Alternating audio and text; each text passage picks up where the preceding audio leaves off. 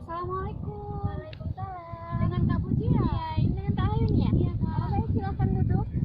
Baik, terima kasih. Ke sini dengan apa? Sepeda motor, Kak. Oh, sendirian aja? Iya. Oh. Kira-kira jauh nggak ya dari sana ke sini? Lumayan sih. Sekitar berapa jam? 1 jam. Jauh juga ya dari sana ke sini? Iya. Capek nggak ya? Lumayan capek sih, Kak.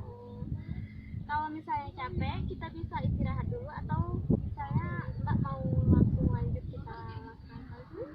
Kita lanjutin aja, Kak. Baik, kalau begitu saya akan menjelaskan dulu sebelum kita melakukan konseling.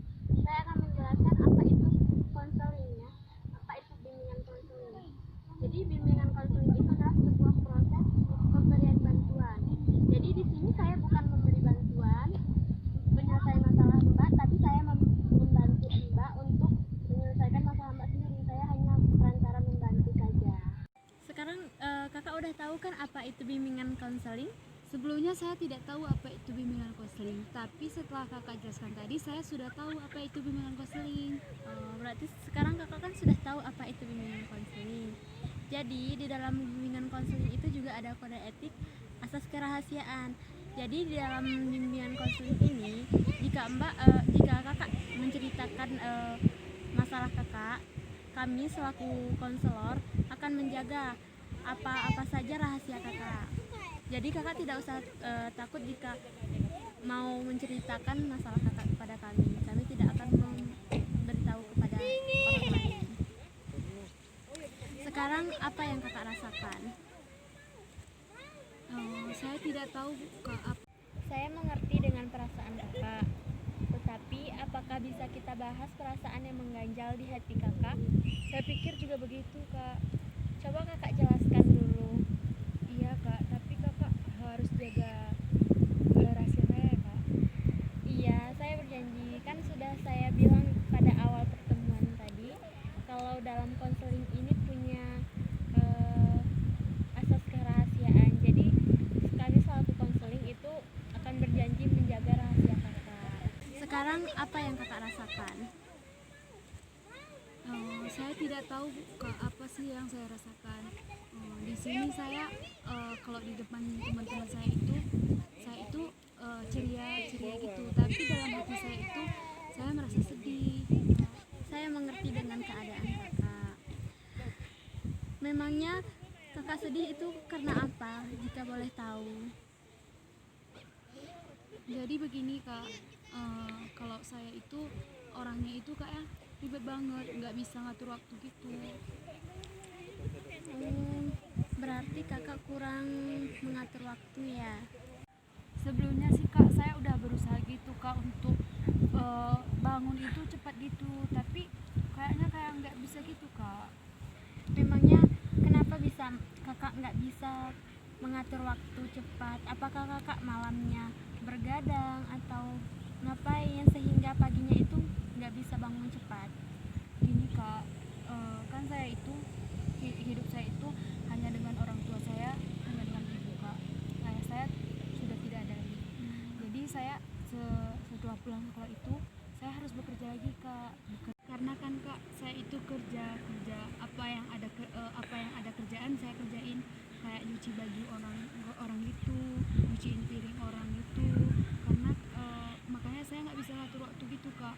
Kan siangnya saya itu harus kerja sampai jam 6 gitu, Kak. Habis itu dari jam 6 itu kan ada tugas kuliah juga, saya harus kerjain sampai jam 10 malam.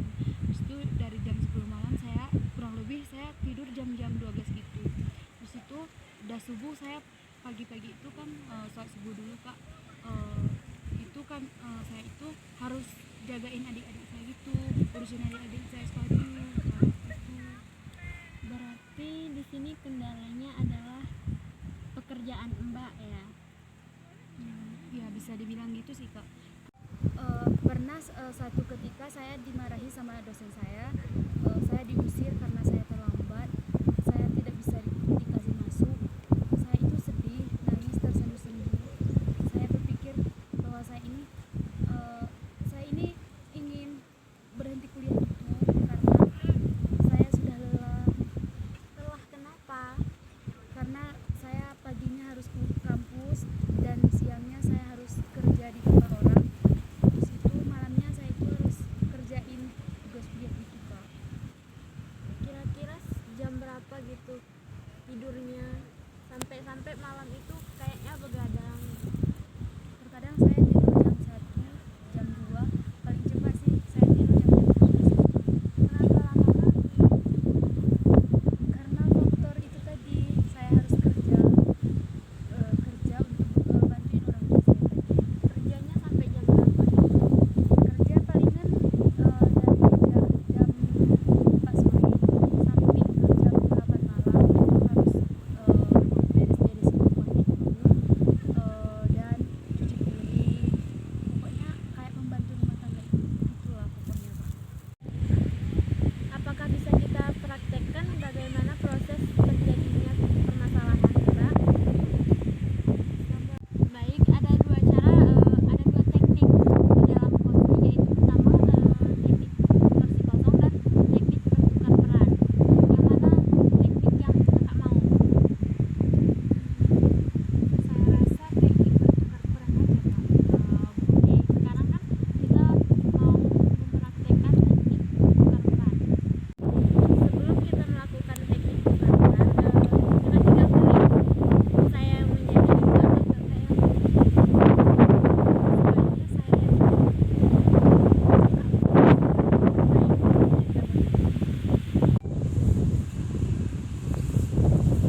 Ya Allah, wadah pun gak ada. Wahyuni, Wahyuni, Wahyuni, oh Wahyuni. Iya bu, kau ambilkan dulu wadah nak, habis itu bangunkan adik kau nak. Iya bu.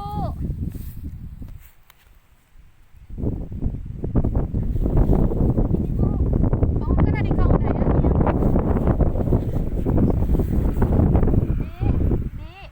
Dik, bangun. Yuni, bantukan mama masak di dapur nak, kemari. Iya, Mak.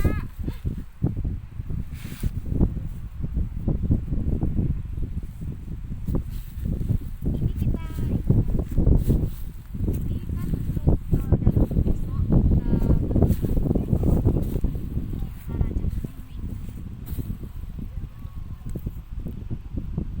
kan mama nanti pagi mau jualan kan, jadi ini harus kita selesaikan sekarang. Jadi begitu ceritanya.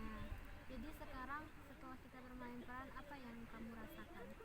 Setelah kita melakukan bermain peran tadi, saya merasa lega, bisa menceritakan apa masalah saya di rumah. Jadi saya berpikir bahwa ibu saya itu sangat sibuk dalam mengerjakan rumah tangga karena ayah saya juga sudah meninggal lama, makanya ibu saya itu berjuang sendiri untuk kehidupan anak-anaknya. Jadi sekarang apa rencana kamu ke depannya? Setelah saya pikir-pikir dan setelah kita konsultasi tadi, saya berpikir akan mengurangi pekerjaan saya di luar rumah. Baiklah, jika begitu kemauanmu, saya juga setuju dengan apa yang dikatakan oleh kakak. Jadi dari sini ke depan kakak lebih memprioritaskan keluarga kakak.